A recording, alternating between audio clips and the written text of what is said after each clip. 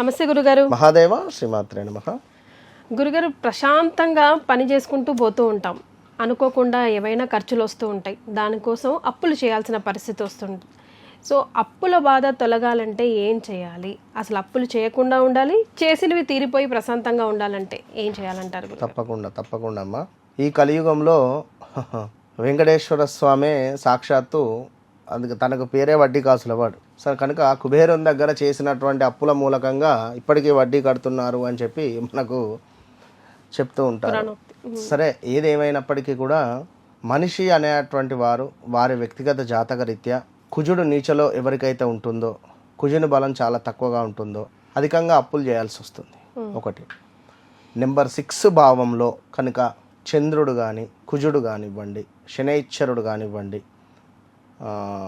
రాహువు కేతువు కానివ్వండి ఉన్న ఎడల బ్యాంకు లోన్స్, అప్పులు, వడ్డీలకు డబ్బులు తీసుకోవడాలు బయట నుండి, ఈ అప్పులు కట్టలేక గొడవలు ఏర్పడేటువంటి సందర్భాలు, ఇలాంటివి ఏర్పడేటువంటి పరిస్థితులు ఉంటాయి.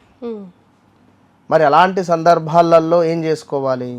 కనుక ఏది ఏమైనప్పటికీ కూడా ఇప్పుడు మీకు 1 monthలో ఇస్తాను, లేదా 20 నెలల్లో ఇస్తాను, లేదా 1 weekలో ఇస్తాను అని చెప్పి ఇద్దామనే తీసుకుంటాం జనరల్గా.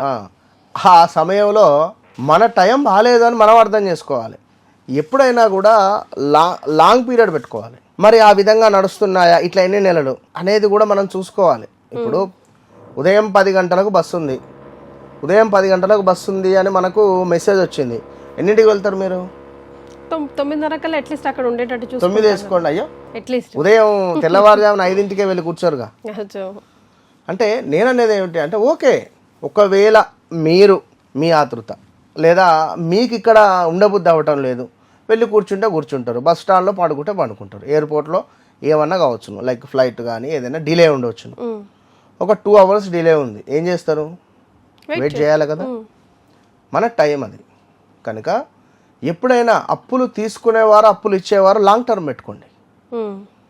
విపరీతమైన లాంగ్ టర్మ్. 1 week అన్నది 1 month పెట్టుకోండి, 2 months పెట్టుకోండి, 6 months అన్నది 1 year పెట్టుకోండి. ఎందుకంటే అట్లా పెట్టుకుంటేనే ఇవ్వండి, మీరు తీసుకోండి. ఫస్ట్ ఇది ఒక ప్లానింగ్ అనేటువంటిది మన దగ్గర లేకుంటే జీవితంలో ముందుకు వెళ్ళలేము, అప్పుల పాలే అవుతుంది. ఏమిటి? సేవింగ్స్. First savings. సేవ్ చేసి అమౌంట్ను ఖర్చు చేసేటువంటి ప్రయత్నం చేయాలి. ఇప్పుడు 1,00,000 రూపాయలు వస్తున్నవి, ఉండని ఒక రోజు 2 రోజులు, అందులోంచి ఒక 10,000 పక్కకు బారేయండి సేవింగ్స్. ఓ 20,000 బారేయండి. 80,000 మాకు ఈఎంఐ ఉన్నది, ఎందుకు అంతగానం మొసమర్రకుండా అంతగానం పెట్టుకుంటే ఎక్కడి నుంచి వస్తుంది? ఇక ఈ లోను ఆ లోను అయిపోయింది, ఇలా వచ్చేది 67,000 జీతము, ఇందులో 54,000 పోతుంది, మిగిలిన 10,000 11,000 లేదా లైక్ ఏదో ఇంట్లో సామాను మందం అవుతుంది. బస్ సడన్గా ఏదన్నా అవుతుంది, 50,000 కావాలి, ఎక్కడి నుంచి తెస్తారు? 1,00,000 రూపాయలు కావాలి, ఎక్కడి నుంచి తెస్తారు? దీనికి ప్లానింగ్ ఉండాలి కదా. ముందు సేవ్ డబ్బులు ఖర్చు పెట్టడం కాదు, డబ్బులను సేవ్ చేసేటువంటి ప్రయత్నం చేసుకోవాలి. డబ్బులను సేవ్ చేసి ఖర్చు చేస్తే అప్పుల పాలు కారు. ఇది గమనించుకోండి, మెయిన్ పాయింట్ ఇదే. డబ్బులను ఫస్ట్ రాగానే వీటి ఖర్చు కట్టేసే మూమెంట్లో కాకుండా వీటి ఎట్లా సేవ్ చేయాలని ఆలోచించుకోండి. ఇక్కడ నుంచి అయినా చెప్పడానికి నాకు ఈజీ, నేను ఏదో పుస్తకాలు ఏదో చూసి నేను చెప్తున్నాను, ఓకే, కానీ భరించేటువంటి ఇబ్బందులు మీకే ఉంటాయి. వాస్తవమే, మిమ్మల్ని అర్థం చేసుకొని నేను చెప్తున్నాను. అంటే మనం సంపాదన ఎంత దాని తగ్గట్టుగానే ప్లానింగ్ చేసుకోండి. ఇప్పుడు ఖర్చులు ప్లాన్ చేసుకోండి. 50 ఉంటే 60 అప్పులు చేసి కూర్చుంటే రేపటి రోజున ఎట్లా అంటున్నారు? ఇప్పుడు చేసేది మీరే కదా. ఇప్పుడు ప్లానింగ్ అనేది లేకుండా చేయించుకొని ఎట్లా ఉంటుంది? కనుక జాతకరీత్యా ఇట్లా ఉంటే మాత్రం అప్పుల పాలు అయ్యేటువంటి పరిస్థితి ఉంటుంది. ఏది ఏమైనప్పటికీ కూడా ప్రతి శనివారం శనైశ్వరునికి దీపారాధన చేయాలి. ఇల్లును నీట్గా ఉంచుకోవాలి. ఇంట్లో కూడా తప్పకుండా కూడా మనము వెనకటి రూమ్లో, అంటే లైక్ పడమర దిశలో ఉండేటువంటి రూమ్లో తప్పకుండా ఒక దీపారాధనను వెలిగించుకునే ప్రయత్నం చేయాలి. ఇంట్లో కాకుండా గురుగారు దేవుని గుడిలో ఖచ్చితంగా దీపారాధన చేసుకోవాలి. సాయంకాలము కుదిరితే రావి చెట్టు కింద దీపారాధన చేయాలి. ఇవేవి లేవు అనుకుంటే ఇంట్లో మనకు బ్యాక్ సైడ్ ఉండేటువంటి రూమ్లో ఒక దీపారాధన పెట్టుకోవాలి. రెండో విషయము, మనకు సుమారుగా కూడా అమావాస్య రోజునాడు కానీ లైక్ పేదలకు ఏమైనా కొంచెం అన్నదానము అనేటువంటి చేయడం ద్వారా కూడా మనకు అప్పుల శనైశ్వరుడు కొంచెం అనుగ్రహించి అప్పుల పాల నుండి ఇబ్బంది కాకుండా చేస్తాడు. ఎస్. ఇక మరొక విషయం ఏమిటి అంటే ఆవు గోమాత సేవ చేసుకున్నా కూడా ఫలితం ఉంటుంది. ప్రతిరోజు పడుకునేటువంటి క్రమంలో నేను నాకున్నటువంటి అప్పులను ఖచ్చితంగా నేను తీరుస్తా అని మనసులో సంకల్పం చేసుకోవాలి. ఏ గుడికి వెళ్ళినా కూడా నేను నా అప్పులను ఖచ్చితంగా నేను తీరుస్తాను, ఆ శక్తినివ్వు లైక్ అది అని మన మనసులో సంకల్పం చేసుకోవాలి, భగవంతుని నమస్కరించుకోవాలి. టెన్షన్ ఏం పడాల్సిన పని లేదు, తప్పకుండా అద్భుతమైనటువంటి ఫలితాలు కనబడతాయి. ఎస్.